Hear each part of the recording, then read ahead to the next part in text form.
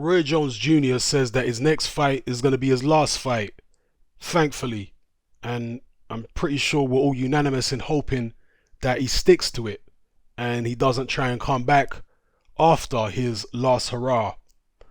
I'm going to give you a quote here from Roy Jones Jr. He's been talking about the legacy that he's left behind in the sport, and it's kind of a throwback to when he was in his prime because he's cocky all over again. Boxing had humbled the man once dubbed Superman with a series of knockout losses and other losses late into his career during the twilight of his days, or the evening of his days rather. But as I say, he's kind of rewound the clock a little bit in terms of the cockiness, and he's come out and given us a sample of the kind of thing he used to say back in the day. So I'm going to quote Roy Jones here. He says, "The great thing today is it don't matter what anyone says or what anyone writes. You can type sickest boxing highlights into YouTube or Google and you see Roy Jones Jr. doing his thing. Nobody can change your mind after you see that. That is pound for pound. I did what I did. It happened. It is a fact.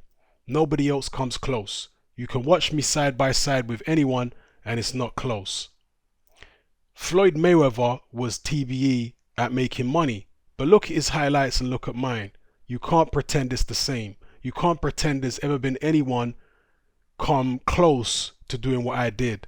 Nobody you could name could touch me. And I'm talking about nobody who's around now, nobody who was around in my prime, and nobody who was around any time you can mention out of your mouth. In my prime, I was the ruler. Simple as that. I understand there's a lot of great fighters who followed me already since I was the champ, and I hope there's another who comes along, does even better, because I want to see that. But I haven't seen anyone do what I did yet. I haven't seen anyone turn pro at 154 and win the heavyweight championship of the world. Even the great Sugar Ray Robinson, the pound for pound guy that he was, couldn't win the light heavyweight title after turning pro as a welterweight. He had a difficult time trying that.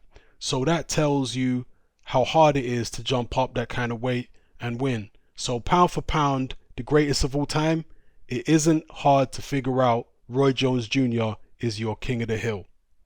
So there you go, people. Those are the words of Roy Jones Jr. Now, I could give you a long monologue here of why there is a case to be made that Roy Jones Jr. is the best fighter pound for pound of the past 35 years or 30 years maybe. I could give you a long monologue about that. I'm not saying he necessarily is, but I'm saying he's definitely up there as a candidate. But rather than do that, I'm going to direct you to a video by Ade, who used to be part of the boxing YouTube channel Box Talk with his compadre Ryan. And he's got a channel by himself now. I think it's called Ade Talks Boxing or Talking Boxing with Ade.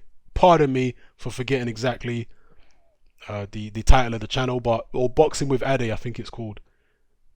I'll leave a link in the description to the video. Go watch that video. He sums up perfectly the impact that Roy Jones Jr. made on the game and why there really is nobody at the moment in the sport like Roy Jones Jr. People say that John Ruiz, for example, the guy who Roy Jones won his version of the world heavyweight title from, was a weak heavyweight champion. Imagine Golovkin going up to heavyweight right now and taking on one of the champions. Let's say he took on Joseph Parker or took on even Manuel Cha. There's going to be some people out there who are convinced he can beat those guys. Well, let him go up and do it then. Golovkin's not even going up to light heavyweight. He's not even going up to super middleweight at the moment, maybe in the future. But people want to talk about greatest of all time and this, that and the other and what a fighter could potentially do. Forget about what he could potentially do. Let's see what he can actually do and what he's actually willing to do. I've never seen anyone during my lifetime do what Roy Jones Jr. did. Not even Floyd Mayweather. I agree with Roy Jones Jr. there. He did things that Mayweather didn't even attempt to do. I mean, he legitimately was up against multiple people who are not just bigger than him in terms of natural body mass, but taller, longer arms, long range boxers, sluggers, all types of people like that. Roy Jones Jr. took on and beat during his prime years.